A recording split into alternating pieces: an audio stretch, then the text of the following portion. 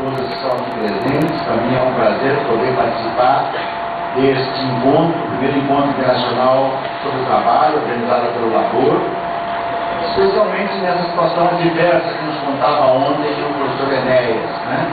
Sem apoio institucional dos centros de pesquisa e ainda assim recusando a ideia de cobrar dos participantes, que é uma forma de começar a privatizar a universidade, é começar a cobrar, de tal modo que com o tempo fique natural cobrar, né? E isso desobriga o Estado das funções, né, de manutenção da universidade pública. Então, participar desse encontro, um encontro que tem uma figura, né, muitos participantes, mas uma figura tão especial como do nosso querido amigo François Chenet, né, que pôde apresentar ontem aqui na sua conferência de abertura, né, temas tão relevantes para se pensar o mundo contemporâneo. Então, por tudo isso, participar desse encontro é certamente um motivo de satisfação. Certamente, no próximo encontro, no segundo, será mais difícil para os centros de financiamento recusarem, né? Dada a presença significativa de vários estados, de vários conferencistas de outras partes do país e mesmo de fora do país. O que eu vou apresentar hoje é uma tentativa de oferecer uma análise que é a classe trabalhadora hoje, ou o que eu venho chamando a nova morfologia do trabalho. Eu vou expor com base, né, no meu livro Sentidos do Trabalho, posteriormente no meu outro trabalho chamado O Caracol e Sua Concha, onde essas ideias, digamos assim, estão mais ou menos indicadas. Vou inicialmente fazer uma muito breve digressão mais teórica do pensamento ocidental sobre o trabalho, mas muito breve, para tentar chegar numa síntese e a partir daí olhar o trabalho hoje.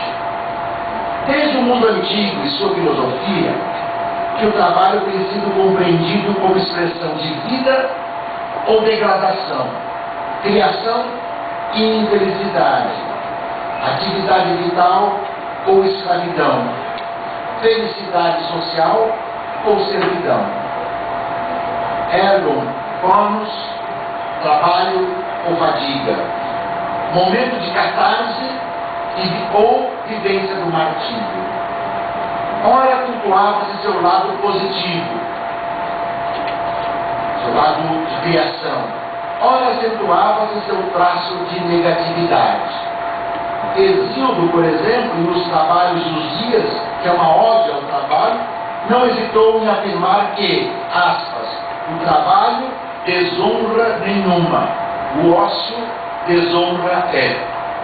Ésquilo, por exemplo, em Prometeu Aposentado, asseverou que, aspas, quem vive do seu trabalho não deve ambicionar a aliança nem do rico efeminado, nem do nobre orgulhoso. Com o envolver humano, o trabalho também foi compreendido como tripaliare, originário de tripalium, instrumento de tortura, momento de punição e sofrimento. No contraponto, se trabalho é tripalium, no contraponto, o ócio tornou-se parte do caminho para a realização humana. De um lado, o mito, portanto, prometeico do trabalho. De outro, o ócio, o não trabalho, como liberação. O pensamento cristão, em seu longo e complexo percurso, que eu aqui só concluo, deu sequência à controvérsia, concebendo o trabalho como martírio e salvação, atalho certo para o mundo celestial, caminho para o paraíso. Ao final da Idade Média, por exemplo, São Tomás de Aquino considerava o trabalho como um ato moral digno de honra e de respeito. Weber, com sua ética positiva do trabalho, reconferiu ao ofício o caminho para a salvação, celestial e terrena, fim mesmo da vida. Selava-se então, acrescentaríamos nós, sob o comando do mundo da mercadoria e do dinheiro, a prevalência do negócio, do negar o ócio. O negócio é negar o ócio. Obrigado. Império do negócio que veio sepultar o mundo do repouso, da folga e da preguiça. Quer, portanto, como Arbeit, labor, trabalho, labor ou work, a sociedade do trabalho chegou à modernidade, ao mundo da mercadoria, ao mundo do capital. Hegel escreveu páginas delas sobre a dialética do senhor e do escravo, mostrando que o senhor só se torna para si por meio do outro, do seu servo. Algo que no plano literário, se pode ver, por exemplo, na pena, na escrita do Tolstói. Foi, entretanto, através da escrita de um outro alemão, chamado Marx, que o trabalho conheceu, na minha opinião, a sua síntese mais sublime. Trabalhar era, ao mesmo tempo, diz Marx, necessidade eterna. E essa eterna é uma eternidade enquanto a vida humana existir. É a eternidade humana, que só um parênteses. Nós sabemos, e a fala do Chenel que nos ajuda a lembrar, que a humanidade corre risco. Fecha aqui o parênteses. Vou voltar a isso mais adiante. Necessidade eterna para manter o metabolismo social entre a humanidade e a natureza. É, portanto, o trabalho um ato criador de coisas úteis, ato constituinte do gênero humano. Mas sob o império e o fetiche da mercadoria, do capital e do dinheiro, a atividade vital, como Marx concebia o trabalho, por exemplo, desde os manuscritos de 44, a atividade vital metamorfoseava-se em, aspas, atividade imposta, extrínseca e exterior, forçada e compulsória, como se pode ver nos escritos de Marx sobre James Mill, que antecederam são os estudos preparatórios dos seus manuscritos de 44. É conhecida a sua referência ao trabalho fabril nos mesmos manuscritos de 44. Se pudessem, diz o Marx, os trabalhadores fugiriam do trabalho como se foge de uma peste.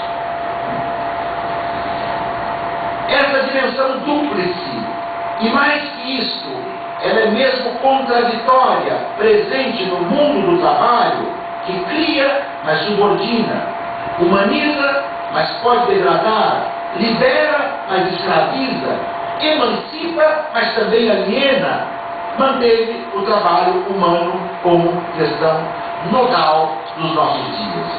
E nesse conturbado limiar do século XXI, um desafio crucial é, em nosso entendimento, dar sentido ao trabalho, tornando também a vida fora do trabalho dotada de sentido. Mas o nosso mundo contemporâneo oferece uma contribuição outra para o debate. Fez explodir, com intensidade jamais vista, o universo do não trabalho, o mundo do desemprego. Hoje, segundo dados da OIT, quase um terço da força humana mundial disponível para o trabalho ou se encontra exercendo trabalhos parciais, precários, temporários, ou já vivencia as agruras do não trabalho, do desemprego estrutural. A OIT fala em 198 milhões de desempregados. Eu diria, talvez 198 milhões de desempregados nós tenhamos só na China. Portanto, o desemprego real é muito maior do que isso. Se juntarmos a China e a Índia, é quase que incomensurável o nível real de desemprego. Até porque existe um debate muito profundo. Quem trabalha 1 hora por semana é empregado ou desempregado? Quem não procura emprego há 2 anos é desempregado ou não é desempregado porque não procura emprego? Procurar emprego é um ato laborativo exaustivo. Implica acordar de manhã, separar o que vai fazer, ir para a rua, pegar condução ou caminhar, de um lugar a outro, de outro a outro, parar para comer, continuar o empreendimento, retornar ao final do dia exausto, de tanto trabalhar para buscar o trabalho que nos se encontra.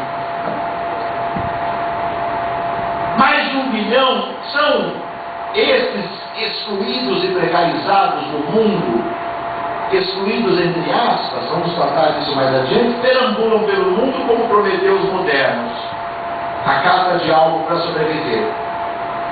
Tínhamos nós, então, mais de 1 bilhão de homens e mulheres padecem as vicissitudes da precarização estrutural do trabalho, como eu chamo. Nós estamos presenciando um processo de precarização estrutural do trabalho, dos quais centenas de milhões têm seu cotidiano moldado pelo desemprego, que também é estrutural. Nos países do norte, que um dia chamamos de primeiro mundo, ainda se preservam alguns resquícios da seguridade social, herança da fase quase terminal do welfare state, do estado de bem-estar social. Nos países do sul, que nunca conheceram o estado de bem-estar social, os homens e mulheres disponíveis para o trabalho oscilam entre a busca quase inglória do emprego ou o aceite de qualquer labor. Se não encontrarem emprego, se não tiverem trabalho, muitos poderiam perguntar, mas é uma maravilha, porque não trabalham, portanto tem a plenitude do não trabalho.